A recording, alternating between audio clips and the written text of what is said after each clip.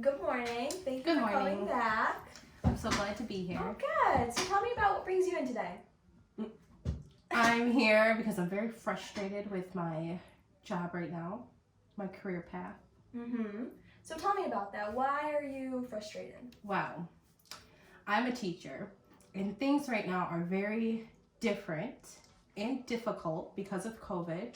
We've just gone back into the classroom, so I've been managing having students into the classroom while following those safety procedures and then having students at home. So I'm struggling between trying to teach them all at the same time when we're at two different places. So it sounds like you are stressed because of COVID. Very stressed. And trying to figure out a balance between working from home and also working in the classroom. Is there anything else? Tell me more about why you're frustrated. I feel like I'm not getting the support I need or the resources I need to help make sure that we're being safe and the students are still learning and being successful.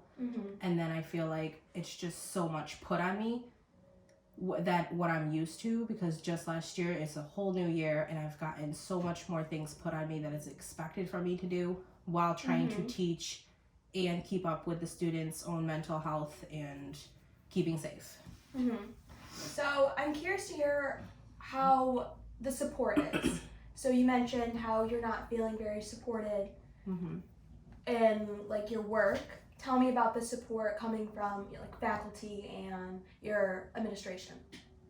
So I've been getting support from my own colleagues. Like, we're on a team, so the other fourth grade teachers, I feel the support from them. We're always helping each other out. It's the administration part, or we have behavior specialists, and I feel like we're not getting enough support from them, because I have a couple little kids that need that support or need someone to talk to, and we just haven't had, like they just say, the time for it. You know, because our school day is shortened now, and they're just like, oh, they got to make sure they get all their academics in, but what comes first is their mental health. If they come to school and there's something wrong, how am I going to be able to teach them if we don't get to the mental health part of it? So I just feel like I'm not getting that kind of a support, or when I need help from them, it's just like, oh, we'll get to you when we get to you. And then the day goes on, and then it's the new day, and it's the same thing over. So I can hear that you are frustrated with the support system that is at school. It sounds like you aren't getting the support that you want, and it sounds like they are just like brushing you along, which is not helpful for you as a teacher and for your students.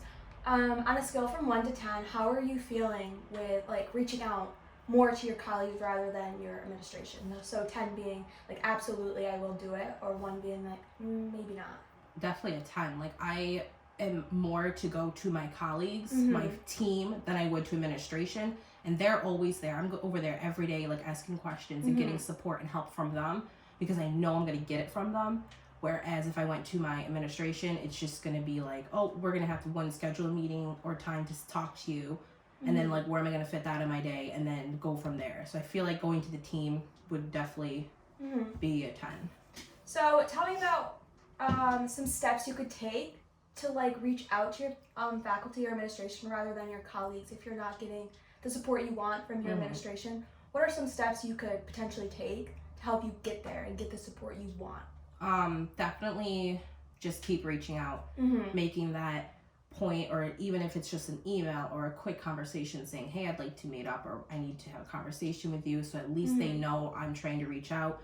And then if they don't reach back, just keep going at it, because I know sometimes like if you keep like kind of like nagging at them, they'll eventually want to talk to you or like, you know, see what's going on. And then if it comes to like scheduling a meeting, then we can take that step with scheduling a meeting and at least talking, and then maybe getting support from, instead of the administration, maybe I can talk to the school counselor or the behavior specialist, and then get to the administration part too. Okay, great. So it sounds like you are comfortable in the position you are in, somewhat comfortable. So you like being a school teacher, you like the school, but your main issue is just not getting the support because of the times, like we're in COVID right now, with being home and doing work or being at school and doing work. It's completely different, and you're not seeking or getting the same support that you need. So tell me about your students. Tell me about how are they handling this, and how are you helping them if you're not getting the same support? They're definitely doing a lot better than me. I thought that they would be nervous or scared or just not want to come to school at all, but that's complete opposite. They are ready to come back. They have followed the safety rules and the expectations that I've set for them. They wear their masks, they stay there 6 feet. They need a couple reminders, but they pretty much have got it down. It's like, I try not to put my stress onto them because I don't want them to know I'm stressed, because like then it just like trickles down to them. Yeah. So I try to keep it to me and like put on a brave face for them. So they're doing very well with it. They like the shortened day. They like how things are like planned out for them, so they know what to expect for the day. Like I have a schedule up. They know when their bathroom break is. They know when we have recess. So they're doing pretty well with it. And they enjoy coming back. It's mostly me that has all the stress and stuff piled on, but I can see that your students bring you joy, and you're very happy with your students and your current position. Yeah, they bring joy to the day. I can see that you are happy. You light up when you talk about your students, or you are happy in the position you are in. It's just the support that you need and you're not getting. Yeah, I love being a teacher and I love what I do. It's just this year, and it's been adding up from last year too, is so much is expected of us, or so much is like, you need to do this, this, and this, and this. When I have to teach from 8 to 2, where do I find the time to do this stuff in between, kind of a thing? So say you went to bed and you woke up the next day and you were in an entirely different career, or something changed. What would that look like? I would definitely focus on what would make me happy, or what would I want or expect from myself. So that would be something that I would have to think and plan out. And if I wasn't a teacher, or if I didn't want to be one anymore, what would I want for myself? What would make me happy? What would make me want to get up in the morning and enjoy what I do? Because right now that's what teaching does. But lately it's been a struggle. It's been very stressful, and lately teaching has not been making me happy. So definitely planning and seeing what could be next for me is what I would do. So I'm curious to hear about what that might be. You're mentioning that if you woke up the next day, it would be something that makes you happy, brings you joy. I think working with kids still, but maybe not in the teaching kind of way, or maybe still a teacher, but maybe not one like a 4th grade teacher. Okay.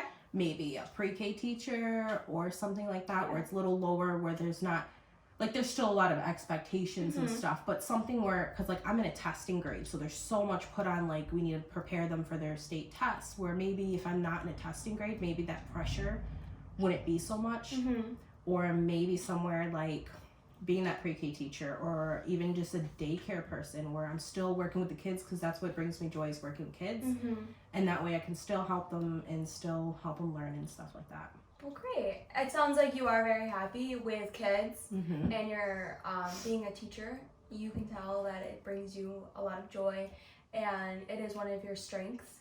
I can see that COVID right now is a big stress on your life and your career. So I want to bring in the career diamond. So the A is the awareness, and the C is your choice. So it's basically like your starting point and your end goal. From where you are and what we've been talking about, you're right in the middle. You have a basic idea of like your career, you're strong at it, this is where you want to be, but you're hesitant of, is this your end goal? Do you want to stay there?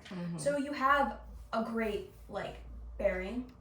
This is where you want to be, this is what you want to do. Do you have any, or tell me about any steps you could take to get to be more satisfied in your current career? I think the big thing is, maybe one of my steps that I should take is try not to take work home with me. I think that has to do with a lot of my stress, because I'm always worried about the students. I'm always worried, like, well, I have to get this done before like Monday. So like my weekend, I have to make sure I get all this done.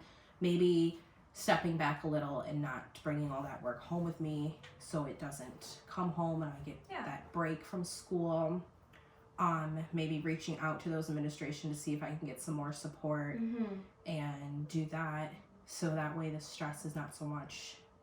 And then still, I want to still stay on the path of being a teacher.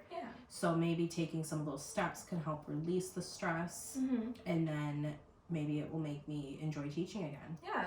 I mean, these are really great points that you're bringing up, and you're talking about balance. And balance is a really big thing to having like happiness in both your career and at home. If you want to take less work home, then maybe you should schedule some time like of work, like when you get done with teaching, have a little bit of time set aside where, all right, I'm going to get some work done before I go home, and then maybe have the weekend set for actually no like work from school, maybe do anything else, something that pleasures me. So this was a great session. We're on a great path so far. You really opened up. I'm gonna give you a homework assignment. Okay. So the next time you see me and we talk, you're gonna come back with these ideas.